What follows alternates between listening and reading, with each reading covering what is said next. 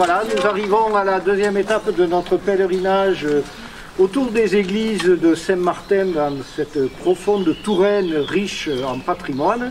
Et nous voici arrivés à Bournan, voilà. L'église Saint-Martin de Bournan. Bienvenue. Merci. Toute l'équipe diocésaine, bienvenue à vous qui êtes venus de tout le diocèse pour nous rejoindre. Bienvenue aussi à ceux qui suivent ce pèlerinage de leurs ordinateurs. On est ici à Bournan. C'est l'un des 16 clochers de la paroisse Saint-Grégoire de Ligueuil. Et on est géographiquement à l'entrée de la paroisse. On rentre de la paroisse en arrivant de Sainte-Maure de Touraine par Bournan, par l'ouest. Merci d'être venu jusqu'ici. C'est une des plus vieilles églises de notre paroisse et surtout une église qui a été fondée. Il va y avoir une petite chapelle fondée par Saint Martin lui-même. Quelle grâce nous avons de pouvoir cheminer aujourd'hui à sa suite. Merci. On va rentrer. Alors, Sylvie, donne-nous les éléments. Sylvie Chéniaud, donc du service des pèlerinages. J'espère que vous m'entendez. Approchez-vous. Donc, je me représente, Sylvie Chéniaud du service des pèlerinages du diocèse de Tours. Donc, j'ai eu la joie d'accompagner certains d'entre vous dans des pèlerinages plus lointains. Et on est très heureux de pouvoir vivre avec vous ce temps-là. Et donc, moi, je vais commencer par vous dire quelques éléments historiques et patrimoniaux de l'Église. Je ne suis pas historienne, je suis juste membre du service des pèlerinages. Donc je voulais commencer par quelque chose qui est à l'extérieur, que vous connaissez peut-être dans certaines de vos églises, c'est la pierre des morts. Je ne sais pas si vous avez déjà entendu parler de la pierre des morts. Voilà, il y en a beaucoup en Touraine. Et vous en avez un exemplaire ici qui est très intéressant parce qu'il est recouvert d'une pierre qui a une forme de sarcophage. Donc c'est la pierre sur laquelle on déposait les défunts ou les cercueils. Quelquefois les gens s'asseyaient aussi là-dessus. Et on disait qu'au Moyen-Âge, oui c'est ce banc là en fait, au Moyen-Âge, le corps ou le cercueil attendait que le curé arrive de ses travaux divers et variés. Et donc c'est extrêmement important d'avoir conservé surtout cette pierre des défunts. On les appelle également des reposoirs et celle-ci est du XIIe siècle.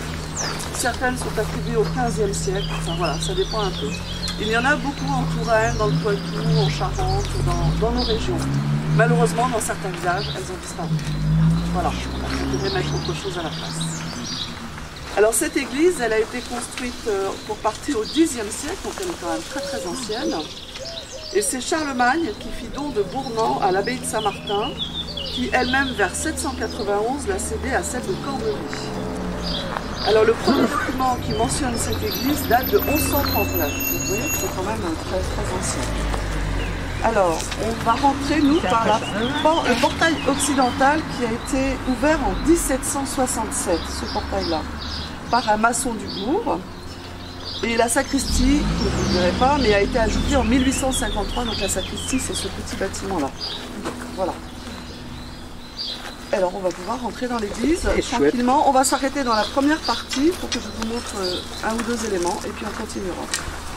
Donc dans cette chapelle, on peut relever deux éléments importants. Cette statue de la Sainte Vierge qui porte l'enfant Jésus tenant un oiseau sur son bras, qui est légèrement déhanchée. C'est une statue d'inspiration bourguignonne. Et d'après les experts, elle serait plutôt du XIXe siècle, copie des statues du Moyen-Âge de Bourgogne. Elle est très intéressante, malgré tout, parce qu'elle est vraiment très jolie. Et alors ici, quand même, très important, puisque nous sommes venus dans les églises dédiées à Saint-Martin, premier élément de Saint-Martin dans cette église, ce vitrail, qui représente la charité de Saint-Martin. Je pense que je n'ai pas besoin de vous raconter l'épisode, je pense que tout le monde le connaît. Alors pour ceux qui étaient à Villebourg la semaine dernière, on a vu au-dessus de l'autel un grand tableau qui représente la charité de Saint-Martin. Et moi, je vous ai dit que le tableau avait des éléments naïfs, campagnards, et qu'on voyait plutôt la campagne, c'était plutôt joyeux, voilà, c'était plutôt coloré. Et ici, vous voyez qu'en arrière-plan, tout est sombre. Donc ça peut être très intéressant pour ceux qui connaissent un petit peu l'histoire et puis qui savent lire les images, de se dire que ce côté sombre du vitrail, et puis cette charité de Saint-Martin qui est très lumineuse et qui est vraiment très parlante. Donc un très bel exemplaire de cette charité de Saint-Martin que l'on peut voir ici. Donc on va avancer tranquillement dans la nef pour rejoindre le baptistère. Hein. Gilles, oui. Alors dans la nef, alors ici dans cette nef, vous pouvez remarquer le vitrail de Saint-Martin évêque. C'est important parce que nous allons bientôt fêter le 4 juillet la fête de la révélation épiscopale de Saint-Martin. Il y aura d'ailleurs des manifestations à ce sujet. Donc Saint-Martin évêque, en plein milieu dans cette église, c'est un espèce de grand très intéressant. En dessous, vous avez un hôtel en néogothique du 19e siècle. Après, vous rapprocher, c'est très intéressant parce qu'il y a des sculptures qui sont très fines, c'est très coloré en fait. Et d'après ce que j'ai vu, à l'église Saint-Saturnin, qu'on ne peut plus visiter maintenant, qui est fermé à tout, il y a un maître-autel du même style, très coloré, comme celui-là. Donc au milieu, c'est un ange en bleu. Il y a Saint-Martin et Saint-Étienne de chaque côté. Et puis plein de petites statues qui représentent des saints et des martyrs. Alors, tout à l'heure, je vous propose simplement tout à l'heure, parce que Madame Chrétien m'a dit que l'accès normalement à cette chapelle n'était pas autorisé. Vous pourrez aller jeter un œil sur le tabernacle également, mais très rapidement. Sur le tabernacle aussi, qui est un tabernacle de la même époque, mais qui est assez intéressant à regarder. Voilà, on a retrouvé tout à l'heure. Donc on va s'avancer tranquillement vers l'élément finalement qui est l'élément qui nous a décidé. Non, c'est l'inverse. On a choisi des églises dédiées à Saint-Martin, mais dans chaque église, on a choisi quelque chose pour donner le thème de notre pèlerinage. Donc on va se diriger vers le fond pour aller voir le baptistère. Ce baptistère date du XIIIe siècle. Il est octogonal, surtout dans sa partie haute, et il est en calcaire blanc. Alors vous constatez de chaque côté deux visages sculptés, c'est les deux seuls qui restent de ce baptistère, et notamment à gauche un visage de femme avec un touret et une mentonnière. Le touret et la mentonnière, c'est une coiffe en fait que portait la noblesse au XIIIe siècle, ce qui permet également de glatter. Et donc c'est vraiment une coiffe importante de la noblesse. L'autre masque est quand même très abîmé malheureusement. Et la cuve a été pas mal restaurée. Ce qu'on sait, c'est qu'il y avait un couvercle en bois, en forme de bulle polygonale, et qui a disparu. Qui a disparu peut-être au début courant, très exactement, je vais vous dire, après 1966. Et il y avait une grille de fer qui entourait ce baptistère. Voilà. Alors, tout à l'heure, parce que là on va rentrer dans la célébration. Tout à l'heure, vous pourrez peut-être sortir et regarder la porte principale. Parce que je voulais simplement vous faire constater l'arche de la porte qui est en anse de panier mouluré. C'est une figure géométrique qui est en courbe plane et qui est fermée et tracée au moyen d'arcs de cercles en nombre impair et qui est en principe utilisée pour les ponts. Les ponts de pierre, particulièrement en tourelle. Donc c'est une forme géométrique assez peu usitée finalement pour les temps d'église. Merci. Donc ce baptistère évidemment nous révèle et nous rappelle que nous avons été baptisés, que voilà, nous sommes passés de la mort à la vie. Alors on va se commémorer un petit peu ce baptême que chacun de nous a reçu. Et puis donc le Père Soubrier va bénir cette eau. Je vais vous inviter ensuite, avant de repartir, prendre place vers le chœur pour la suite de notre partie méditative. Je vais vous inviter à venir recevoir un peu d'eau sur les doigts pour vous signer et où on vous dira souvenez-vous de votre baptême. Tout le monde est baptisé, je suppose. Voilà. Ceux qui ne le sont pas, ne vous offusquez pas et ne prenez pas ombrage quand on vous rappelle quelque chose que vous n'avez pas encore vécu.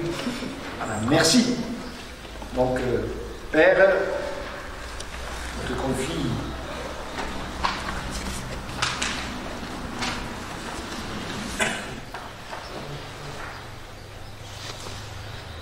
Nous allons bénir cette eau qui nous rappelle l'eau de notre baptême. Gloire à toi, Seigneur, gloire à toi. Gloire à toi, Seigneur, gloire à toi. Dieu notre Père, du cœur de ton Fils, l'agneau immolé sur la croix, tu as fait jaillir la source d'eau vive. Purifie et bénis ton peuple. Gloire à toi, Seigneur, gloire à toi. Ô Christ, par le bain d'eau et la parole de vie, tu renouvelles la jeunesse de ton Église. Purifie et bénis ton peuple. Gloire à toi, Seigneur, gloire.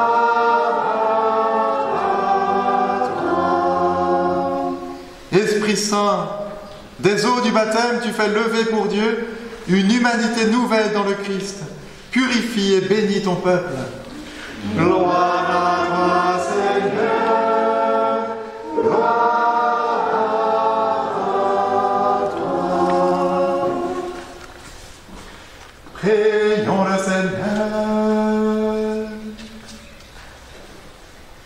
Tu es béni, Dieu Tout-Puissant, toi qui es la source et l'origine de toute vie du corps et de l'âme. Nous te prions de bénir cette eau en l'honneur de Saint Martin. Accorde-nous d'en prendre avec confiance pour obtenir la protection contre tout mal et de nous souvenir de notre baptême. Dans ta miséricorde, Seigneur, ne cesse pas de faire jaillir en nous les eaux vives du salut, pour que nous puissions nous approcher de toi avec un cœur pur. Par Jésus le Christ, notre Seigneur.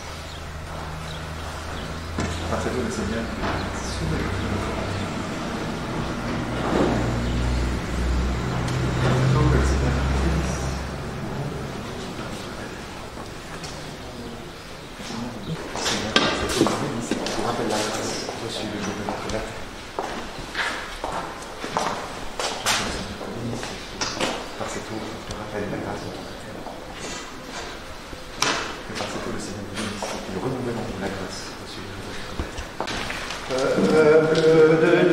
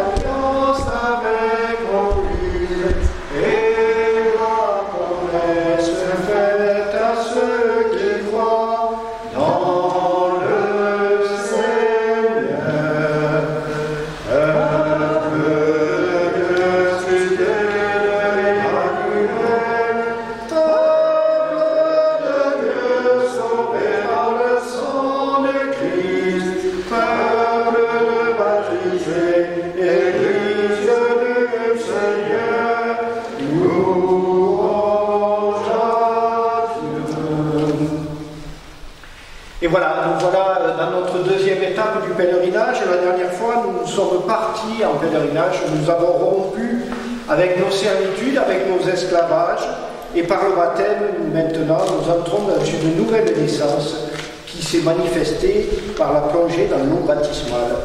Alors cette renaissance, elle est irréversible, vous le savez bien, et elle nous met en marche vers une terre promise.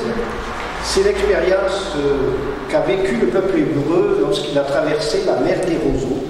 Et c'est pourquoi nous allons d'abord écouter l'extrait du livre de l'Exode où il traverse cette fameuse mer.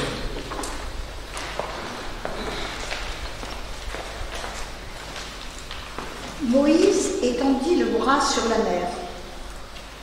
Le Seigneur chassa la mer toute la nuit par un fort vent d'est. Il mit à sec la mer et les eaux se fondirent. Les fils d'Israël entrèrent au milieu de la mer à pied sec, les eaux formant une muraille à leur droite et à leur gauche. Les Égyptiens les poursuivirent. Tous les chevaux de Pharaon, ses chars et ses guerriers entrèrent derrière eux jusqu'au milieu de la mer. Aux dernières heures de la nuit, le Seigneur observa, depuis la colonne de feu et de nuée, l'armée des Égyptiens, et il la frappa de panique. Il faussa les roues de leurs chars, et ils eurent beaucoup de peine à les conduire. Les Égyptiens s'écrièrent « Fuyons devant Israël, car c'est le Seigneur qui combat pour eux contre nous. » Le Seigneur dit à Moïse « Étends le bras sur la mer, que les eaux reviennent sur les Égyptiens, leurs chars et leurs guerriers. » Moïse étendit le bras sur la mer. Au point du jour, la mer reprit sa place. Dans leur fuite, les Égyptiens s'y heurtèrent, et le Seigneur les précipita au milieu de la mer. Les eaux refluèrent et recouvrirent les chars et les guerriers. Toute l'armée de Pharaon qui était entrée dans la mer à la poursuite d'Israël. Il n'en resta pas un seul. Mais les fils d'Israël avaient marché à pied sec au milieu de la mer, les eaux formant une muraille à leur droite et à leur gauche. Ce jour-là, le Seigneur sauva Israël de la mer d'Égypte, et Israël vit les Égyptiens morts sur le bord de la mer. Israël vit avec quelle main puissante le Seigneur avait agi contre l'Égypte. Le peuple craignit le Seigneur. Il mit sa foi dans le Seigneur et dans son serviteur Moïse. Parole du Seigneur. Nous rendons grâce à Dieu. Alors que nous apprend ce texte? Je crois qu'il faut commencer par remettre le contexte à sa place. Le peuple hébreu quitte l'Égypte juste après avoir célébré la Pâque et mangé les pains sans levain, un pays où il était réduit à l'esclavage par Pharaon et son peuple qui craignait que les Hébreux ne deviennent trop nombreux et petit à petit prennent le pouvoir dans leur propre pays. C'est intéressant d'entendre ça. Je crois que le contexte n'est pas trop loin, ça éveille les choses chez nous. Et donc après avoir été contraints d'accepter leur départ, finalement Pharaon regrette cette perte de main-d'œuvre et puis il les pourchasse avec son armée pour essayer de les ramener en Égypte, dans le pays où ils étaient esclaves. Et voilà que nos Hébreux se retrouvent coincés entre deux périls mortels. D'un côté, Pharaon avec ses armées et ses troupes, de l'autre côté, la mer. Ah, la mer, c'est le monde de la mort pour eux. La mort par anéantissement, la mort par anéantissement total. La mer, elle reste au départ ce qui subsiste du chaos originel. Quand Dieu sépara les eaux et fit apparaître la terre ferme. Elle est donc, dès l'origine, Dieu, par la création, a séparé donc les eaux et la mer, il a laissé en place la mer, et cette mer en plus, c'est un endroit où il n'y a absolument aucun repère. Sur Terre, on trouve des maisons, des églises, enfin bon, pas trop à l'époque, mais des maisons, des arbres, des cours d'eau, des collines. Sur la mer, il n'y a aucun repère. Elle est donc bel et bien un lieu de perdition et un lieu d'errance. Et par l'intermédiaire de Moïse, Dieu va agir. Que va-t-il se passer? Mais d'abord, on va avoir un vent d'est qui va séparer les eaux. Tiens, c'est comme dans l'acte créateur. On sépare les eaux pour faire apparaître la terre. Voilà. Et ainsi, d'un milieu qui était sans aucun repère, elle devient une route, un chemin de survie. Elle devient un passage vers la vie qui va d'ouest à est, c'est-à-dire du couchant au levant. Enfin, cette mer, elle va anéantir les troupes des pharaons. Ces troupes qui sont là pour pourchasser les Hébreux, ces troupes qui sont là pour donner la mort aux Hébreux qui ne veulent pas obéir, donc qui représentent effectivement la mort d'Israël si Israël laisse l'Égypte les ramener en esclavage. Et donc, la mer, ce symbole de la mort pour les Hébreux, va anéantir la mort que représentent les troupes de Pharaon. Ce lieu de mort qu'est la mer va même restituer les acteurs de la mort sur ces berges, et c'est ce que verront les Hébreux quand ils ont passé. C'est bien donc la mort de la mort. Donc ce passage dans la mer des roseaux devient une recréation, où les Israélites trouvent la vie parce qu'ils s'engagent dans un passage, un étroit passage au l'eau, et qu'ils font confiance au Seigneur. Voilà. Notons enfin qu'après cette expérience, on nous dit que le peuple mit sa foi dans le Seigneur et dans son serviteur Moïse, et c'est alors qu'ils chantèrent le cantique « Chantons le Seigneur car il a fait éclater sa gloire, il a jeté la louche à les cavaliers. » Ça nous rappelle la vigile pascale. En résumé, dans cette traversée, la libération apparaît comme une naissance au creuset de la mort, un passage de la mort à la vie, de la peur à la foi, du cri, puisque Israël au départ a peur et se plaint à Moïse en disant qu'est-ce qu'on va faire face aux Égyptiens, à une louange à Dieu. Alors, avec tout ça, je trouve que les liens avec le baptême deviennent plus évidents. Plonger dans la mort avec Jésus, mourir avec Jésus pour renaître à la vie, comme les Hébreux ont cheminé au fond de la mer, puisqu'ils sont passés à pied sec, ils ont atteint le fond de la mer, pour fuir les Égyptiens qui représentaient alors la puissance du mal, qui enserrait, qui cherchait à servir, qui cherchait à accaparer, qui cherchait à engloutir, et ainsi ils ont pu naître à une nouvelle vie, une vie de liberté. C'est aussi un acte de purification, puisqu'il consiste à séparer des forces qui nous pourchassent pour nous ramener dans leurs filets, dans les filets de l'esclavage. C'est un acte de confiance, car on ne sait pas vraiment ce qui va se passer après. Ils ont bien traversé la mer, mais après, qu'est-ce qui s'est passé après? Après, il y a eu 40 ans d'errance au désert avant d'atteindre la terre promise. Donc en choisissant de quitter ces entraves, ces esclavages qui sécurisent finalement, et plusieurs fois le peuple hébreu dira à Moïse, mais ramène-nous en Égypte, là-bas on avait à manger, ramène-nous en Égypte, là-bas on savait ce qui nous attendait, on savait de quoi était faite notre vie. Et donc en choisissant de quitter ces esclavages qui sécurisent, mais qui finalement sont des lieux fermés pour aller vers une terre promise, mais lointaine, en passant par un long temps au désert, 40 ans, le désert étant un lieu particulièrement ouvert, où il faut apprendre à risquer sa liberté. Et donc, un chemin de foi, ça passe par un chemin de confiance. La confiance aussi à un intermédiaire, la confiance à un médiateur de la foi, un médiateur humain, et ici c'est Moïse, qui nous permet d'accéder à Dieu et de suivre le chemin qui nous est proposé. Finalement, ce n'est pas le rôle qui est donné aux parents, parrains, marraines lors du baptême. Car mettre sa foi en Dieu, ça suppose qu'on commence par mettre sa foi en un autre qui lui-même va nous confesser sa propre foi en Dieu.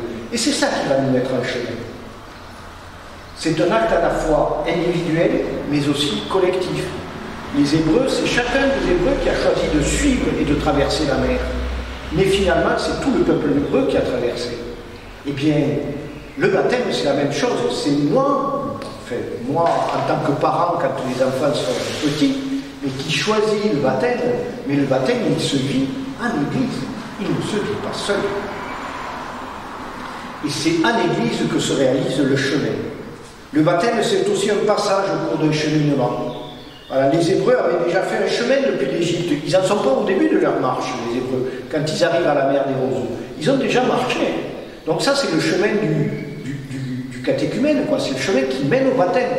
Ils traversent, ils passent le baptême, et derrière, ils ont encore 40 ans de chemin.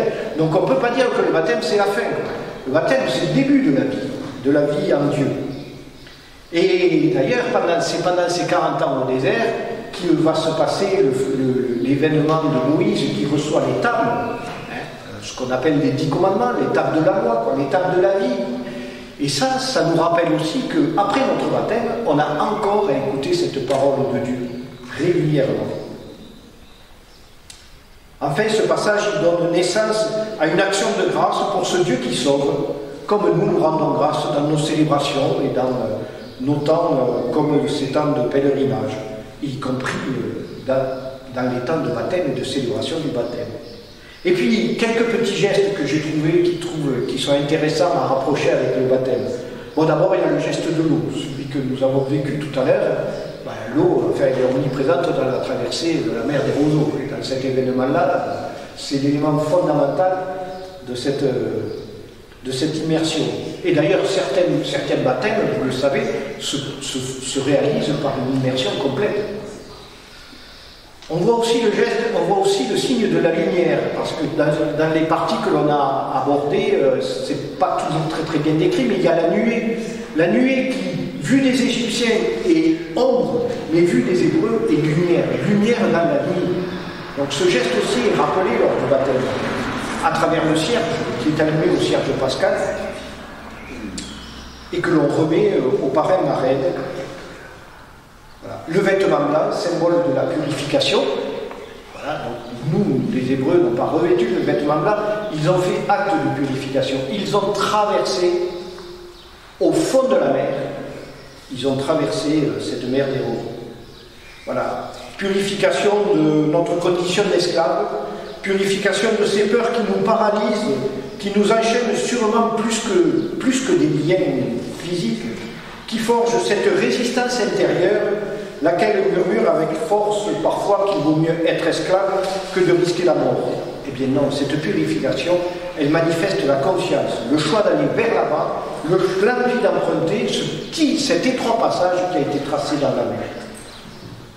L'huile, au moment du baptême, qui signifie l'élection par Dieu, dans notre passage, en fait, c'est tout le peuple hébreu qui est élu. Mais l'huile donne aussi la force et dynamise notre vie spirituelle. Notons enfin que comment se sont séparées les eaux, elles se sont séparées par un fort vent d'est. Ce vent, il rappelle le souffle de l'esprit. Voilà. Pour conclure, naître, c'est donc passer d'un espace fermé, rassurant, mais qui enferme, à un espace ouvert, risqué, mais libre et épanouissant, à travers un goulot resserré dont on ne sait à l'avance s'il sera une impasse ou un vrai passage. C'est à cela, c'est cela que nous appelle notre baptême. Voilà. Si d'ores et déjà vous voulez ensuite approfondir un petit peu ce thème, je vous invite à aller lire la lettre de Saint Paul aux Corinthiens qui reprend un petit peu tous ces thèmes-là.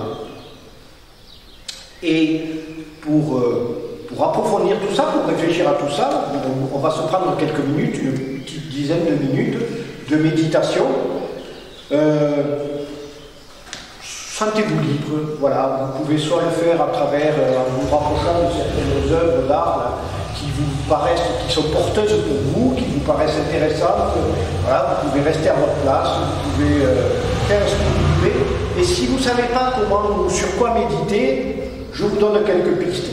Quels sont mes propres souvenirs, mes souvenirs de mon propre baptême, voir quels sont les souvenirs du dernier baptême auquel j'ai assisté et qui me reviennent, ou alors l'exode comme le baptême, ça signifie une libération, donc me libérer, me sortir de mes prisons, de mes esclavages, de mes propres violences et du péché, du filet enchevêtré de l'orgueil, du mensonge, de la volonté de puissance et de domination. Alors, de quelle libération j'ai encore besoin, moi, aujourd'hui? Quelles sont ces forces de mort que je dois encore affronter? Et je crois qu'en cette période, on en parlait un petit peu avant d'entrer dans l'église, cette période où la Covid là, nous travaille quand même sérieusement l'esprit, le cœur. Voilà. On a peut-être des petites pistes. Voilà, donc je vous invite à prendre ces quelques minutes. On se retrouve dans une dizaine de minutes. Et quand vous m'entendrez chanter, ça veut dire que je vous invite à revenir sur Terre. Si vous êtes parti trop. Merci. Je veux juste vous rajouter quelque chose de très important pour votre méditation. Nous avons ici des reliques de Saint-Martin. Un reliquaire ici, porté dans la prière.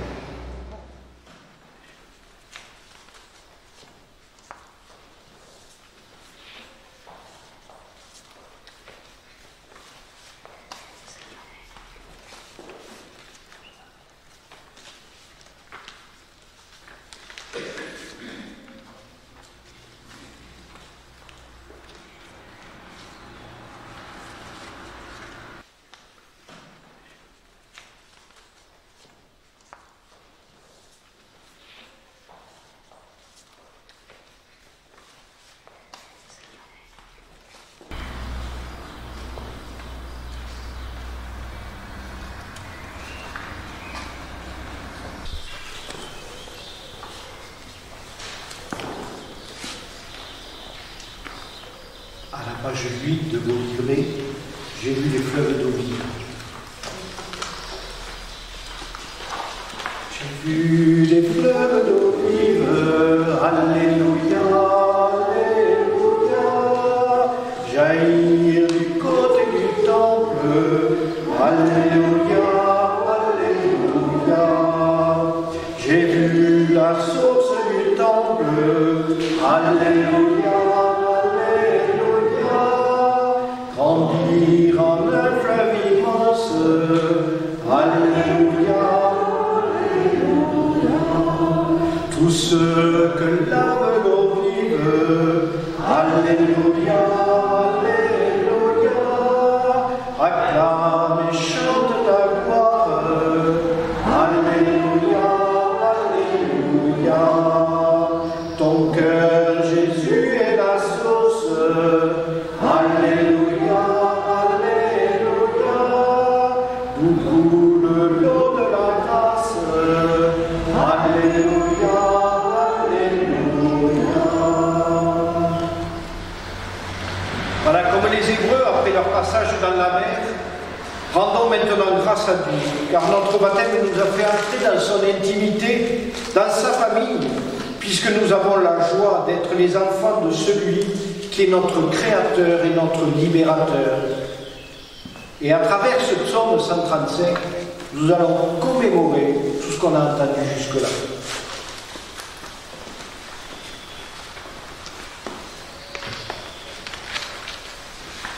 Vous devez avoir le psaume 135 dans vos livrets. Je vous propose après chaque phrase de reprendre ensemble l'Éternel et son amour. Rendez grâce au Seigneur, il est bon, Éternel et son amour. Rendez grâce au Dieu des dieux, Éternel et son amour. Rendez grâce au Seigneur des seigneurs, Éternel et son amour. Lui seul a fait de grandes merveilles. Éternel et son amour. Lui qui fit les cieux avec sagesse, Éternel et son amour. qui a fermi la terre sur les eaux, Éternel et son amour. lui qui a fait les grands luminaires, Éternel et son amour. le soleil qui règne sur le jour, Éternel et son amour. la lune et les étoiles sur la nuit, Éternel et son amour. lui qui frappa les Égyptiens dans leurs aînés, Éternel et son amour. et fit sortir Israël de leur pays. Éternel et son amour. D'une main forte et d'un bras vigoureux, Éternel et son amour. lui qui fendit la mer Rouge en deux parts, Éternel et son amour. et fit passer Israël en son milieu, Éternel et son amour. y rejetant Pharaon et ses armées, Éternel et son amour. lui qui mena son peuple au désert, Éternel et son amour. qui frappa des princes fameux, Éternel et son amour. et fit périr des rois redoutables, Éternel et son amour. Séon le roi des Amorites, Éternel et son amour. et Og le roi de Basan, Éternel et son amour. pour donner leur pays en héritage, Éternel et son amour. en héritage à Israël son serviteur. Éternel et son amour. Il se souvient de nous les humiliés, Éternel et son amour. il nous tira de la main des oppresseurs. Éternel et son amour. À toute chair il donne le pain. Éternel et son amour. Rendez grâce au Dieu du ciel. Éternel et son amour.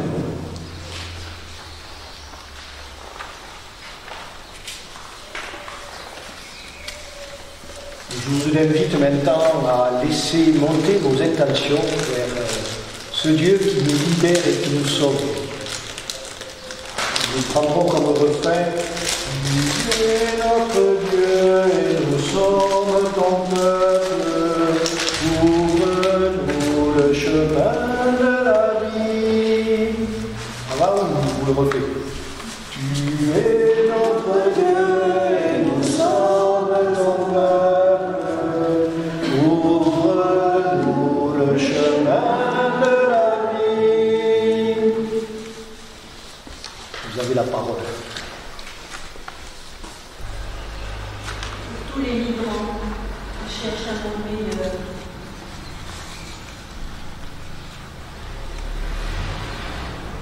Pour tous ceux qui sont morts de la pandémie. Pour tous les malades.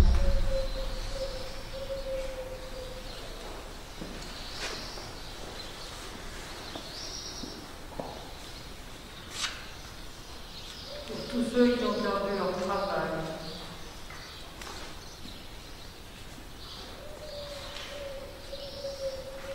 Pour tous les jeunes qui sont notre espérance.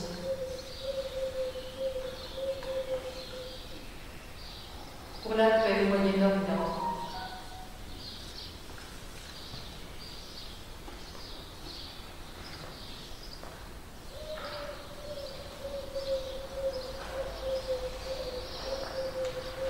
Pour tous les baptisés, les néophytes et les catéchumènes et tous ceux qui se préparent.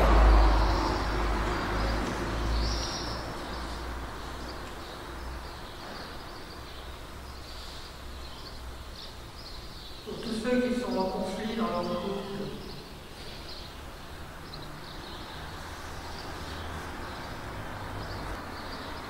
Pour la paix dans les familles.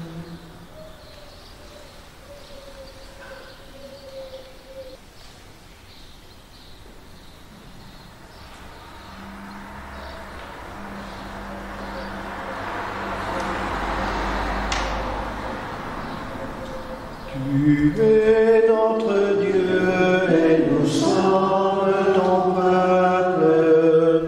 Ouvre-nous le chemin de la vie. Ah Seigneur, nous te confions toutes ces intentions et toutes celles que nous portons dans notre cœur et qui n'ont pas été exprimées. Daigne les accueillir et entendre le cri de tes enfants.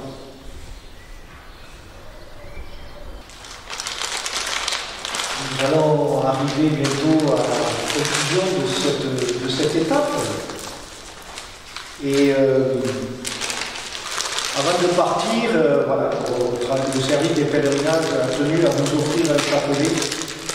Parce que le chapelet, c'est aussi une façon de prier et de méditer sur les mystères de la vie du Christ par l'entremise de la Vierge Marie. En se mettant à la fois à l'école de Marie, mais aussi sous son intercession. Notre prière, nous savons qu'elle est accompagnée ainsi de celle de notre Mère du Ciel, qui veut que nous avancions toujours plus vers Jésus. Prier quotidiennement le chapelet nous fait réaliser à notre propre niveau ce que Marie elle-même a vécu.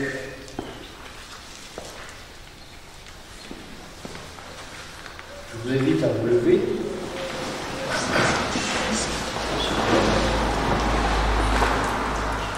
Tu es béni, Seigneur, source et origine de toute bénédiction.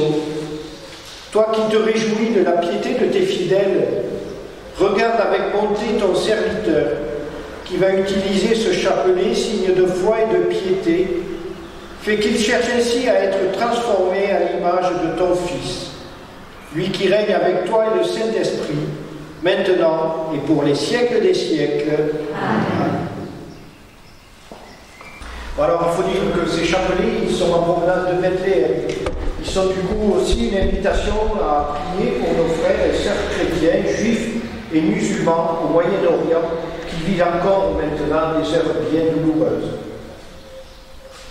Et puis nous irons auprès de la Vierge Marie, en essayant de s'écarter un peu, si on n'est pas directement sous son regard, sous le regard de la statue, on sait qu'on est sous le regard de son cœur.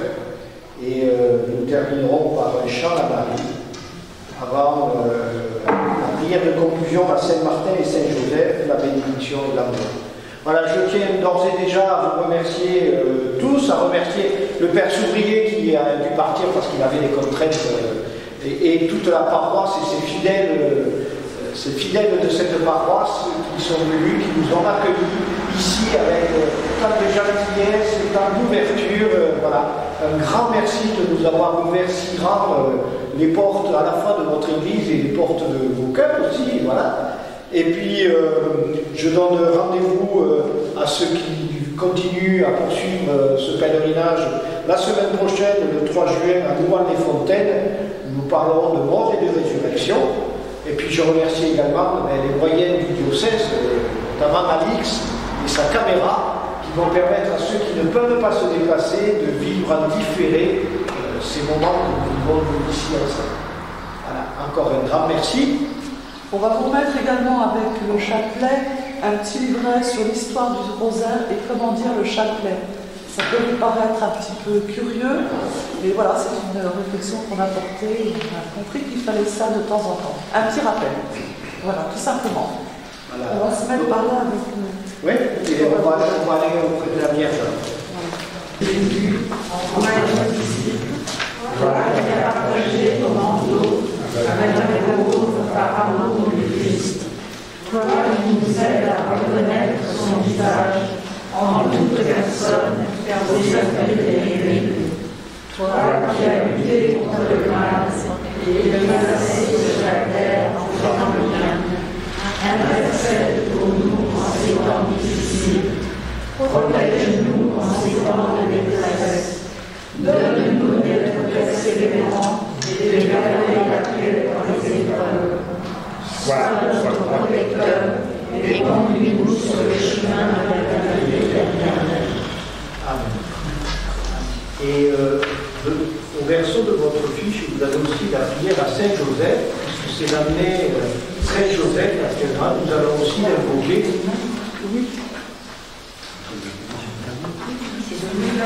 Joseph, vous que la grâce le Sauveur a reposé dans vos bras et grandi sous vos yeux.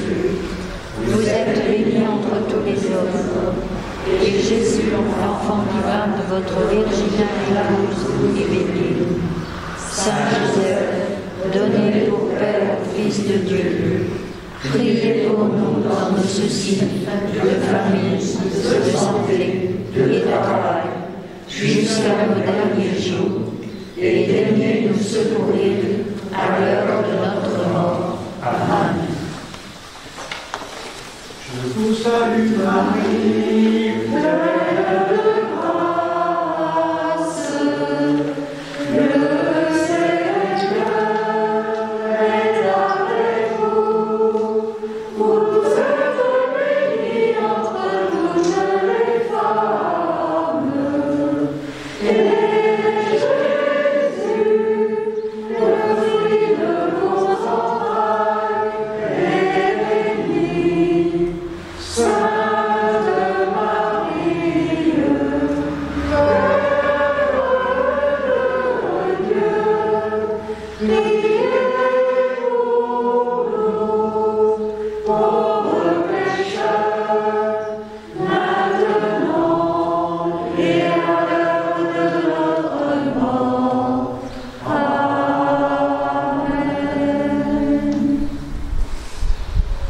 Dieu Tout-Puissant, tu ne cesses de montrer ta bonté à ceux qui t'aiment, et tu te laisses trouver par ceux qui te cherchent.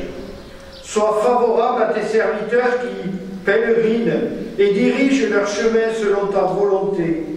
Sois pour eux un ombrage dans la chaleur du jour, une lumière dans l'obscurité de la nuit, un soulagement dans la fatigue, afin qu'ils parviennent heureusement sous ta garde au terme de leur route. Par Jésus le Christ, notre Seigneur. Amen. Que le Seigneur dirige notre chemin et nous conduise à son salut. Amen. Que le Seigneur soit avec nous et nous accompagne sur la route. Amen. Que Dieu nous aide à terminer le pèlerinage que nous avons commencé dans la foi. Amen. Et que Dieu Tout-Puissant nous bénisse, le Père, le Fils et le Saint-Esprit. Amen. Allons dans la paix de Dieu. Rendons grâce à Dieu. Merci. Merci. Et à bientôt pour la suite de nos avantages.